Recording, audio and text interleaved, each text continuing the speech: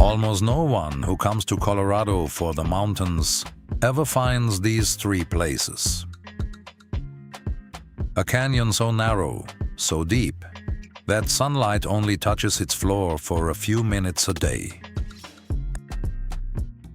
And when it does, it's lighting up rock that formed nearly 2 billion years ago, back when almost nothing alive existed on Earth. A forest where every tree you can see, for acres in every direction, is connected by a single root system. One organism, estimated at nearly 900,000 years old, quite possibly the oldest living thing on the planet. And a castle, a real one with turrets and stained glass and a dragon on the roof that breathes fire. Built by one man, by hand, alone. Over more than 5 decades, 3 places. They sound like they belong on 3 different continents. In 3 different centuries. They don't. They're all sitting inside the same state line. They sound like 3 different destinations. They're not. All 3 are sitting inside the same state. Welcome to Colorado.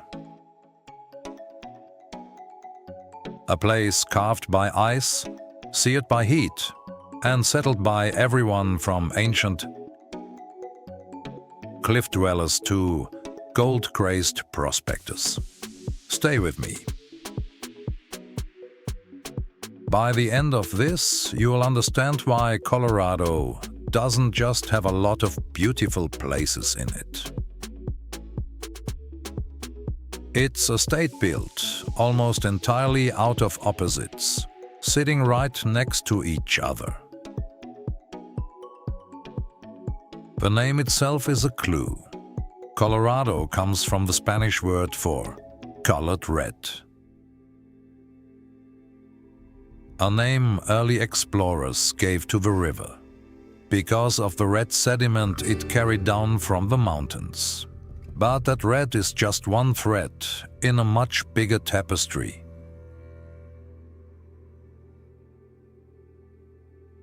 Because Colorado doesn't feel like a single state. It feels like 4 different worlds that got stitched together by accident. To the west, the Rocky Mountains rise like a wall across the continent, jagged peaks cutting into the clouds. To the east, that wall disappears completely. Flat plains stretch to the horizon, where the sky takes up more space than the land does. Head south and the mountains give way again, this time to sun-baked canyons and red rock deserts. And to the north, everything softens into lush valleys, clear lakes and quiet forests. 4 landscapes, 1 state line. And Colorado holds a record to prove just how extreme that range really is. It's home to 58 peaks over 14,000 feet, more than any other state in the country. Some roads here climb higher than the operating altitude of a small aircraft.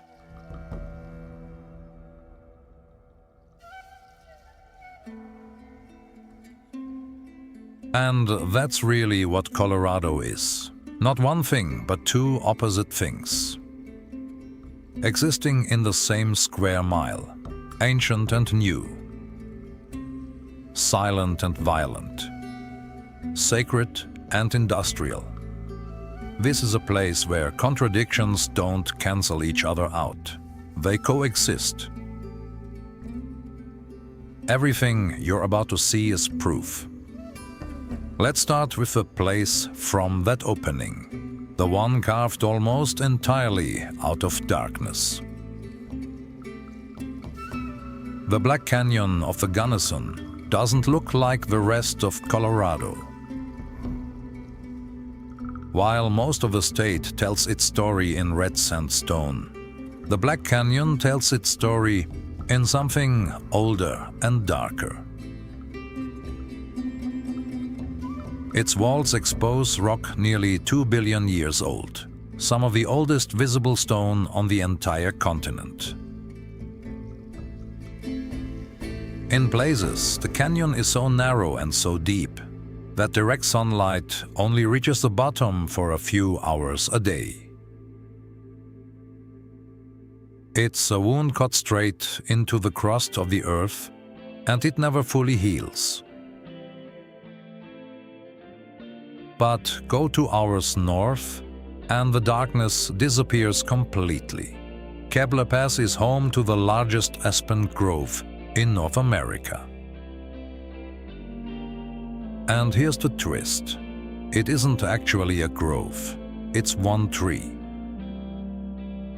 Every trunk you see is a genetically identical shoot, rising from a single shared root system, technically making it one living organism, estimated at close to 900,000 years old. In the fall, the entire forest turns gold at the exact same moment, because it's all following the same internal clock. Where the Black Canyon is defined by division and depth, Kebler Pass is defined by connection. Everything underneath is one. Then there's the structure nobody expected to find in the middle of the wilderness at all. Bishop Castle rises out of the forest of the Wet Mountains like something out of a fairy tale. Turrets, stained glass windows, a steel dragon head mounted above the entrance that can actually breathe fire. What makes it strange isn't the design, it's the builder, one man, Jim Bishop. Using mostly hand tools, gathering stone from the surrounding land. With no formal blueprint, no construction crew, and no permits. Building it alone, piece by piece, for over 50 years. It's a monument to obsession, sitting in a place built by geology. Made instead entirely by one person's hands. And just outside Colorado Springs sits a monument that seems to defy physics altogether. At Garden of the Gods, towering red sandstone spires rise straight out of flat grassland, formed from 300-million-year-old sediment and violent, ancient volcanic activity. The most famous of them, Balanced Rock, is a boulder weighing hundreds of tons, resting on a pedestal of stone so narrow it looks like it should have toppled centuries ago. It hasn't moved. For thousands of years, it has simply stayed exactly where gravity says it shouldn't. Colorado's landscape keeps doing this, building things that look temporary, that turn out to be almost permanent. Not far from Garden of the Gods, Colorado proves that its rocks aren't just meant to be looked at. Sometimes they're meant to be heard. Red Rock's amphitheater is built from two massive stone formations, Shiprock and Creation Rock, squeezed together around an open bowl of space, formed roughly 300 million years ago. Their deep red color comes from iron oxide, the same compound that causes rust. But the real surprise is what happens when sound hits them. The acoustics here are so precise that modern audio engineers still study them, and the venue has hosted everyone from the Beatles to bands playing today. Nature built a concert hall 300 million years before anyone thought to put a stage in it. Follow the Crystal River and you'll find a very different kind of structure, one built by people, but already being reclaimed by the land around it. Crystal Mill was built in 1892. Perched on a narrow rock outcrop above rushing water, originally powering drills for nearby silver mines using nothing but the force of the river. It stopped operating in 1917. It should have collapsed decades ago. Instead, the wooden structure has remained standing, weathered but intact. On the exact same rock it was built on, now one of the most photographed relics in the state. What was built for extraction has quietly become a monument to survival. Then, south of the mountains, Colorado stops looking like Colorado altogether. Great Sand Dunes National Park looks like a piece of the Sahara accidentally dropped into the Rockies. The dunes rise more than 750 feet, the tallest in North America. Created when an ancient lake dried up and left its sand behind, only for the Sangre de Cristo Mountains to trap it against their base for hundreds of thousands of years. In summer, surface temperatures can top 150 degrees Fahrenheit. And on one side of that scorching sand sit snow-covered peaks. You can throw a snowball in the morning and sandboard down a dune by afternoon, without ever leaving the same valley. Even the air itself in Colorado refuses to behave normally. At the summit of Pikes Peak, 14,000 feet above sea level, there's a donut recipe engineered specifically for that altitude. The ratio of flour, yeast, and oil calibrated, so the dough expands correctly in thin mountain air. Here's the twist. Take that exact same donut and drive it down to sea level, and it collapses. The same recipe, the same ingredients, but one no longer works because the place it was built for is gone. Even the food in Colorado can't survive outside its extremes.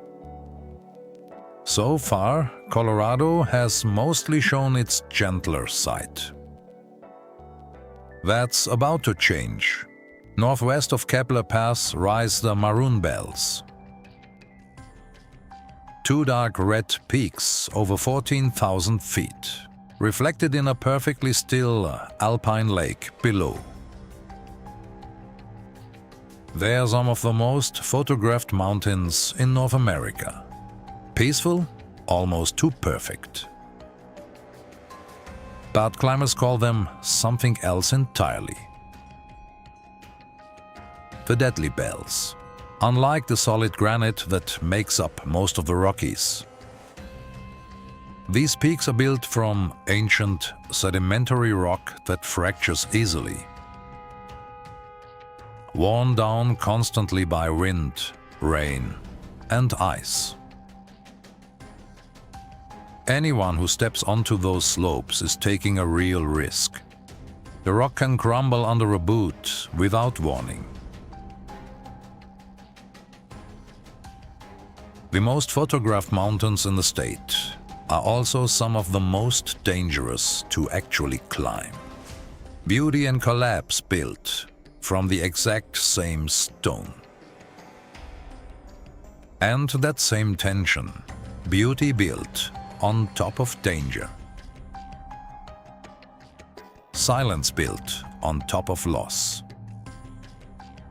Runs even deeper once you look past the geology into the people who lived here first. More than 700 years ago, the ancestral Puebloan people carved entire communities directly into the sandstone cliffs of Mesa Verde. Not villages beside the rock, villages inside it. At the center of each settlement was the kiva, a circular chamber dug into the earth, with no windows, reached only by a wooden ladder through a hole in the roof. Inside, in near total darkness, ceremonial fires burned for rituals the Puebloan people believed connected them to the spirit world below. Then, near the end of the 13th century, they left, all of them. No single explanation was ever recorded. Drought, resource pressure, conflict, or some combination nobody has ever fully proven. The walls are still there. The kivas are still there.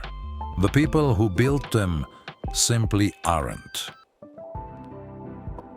Centuries later, a very different group of people found their way to a different corner of Colorado, chasing the exact same thing the Puebloans seem to be searching for. In a quiet valley beneath the Sangre de Cristo Mountains sits the town of Crestone.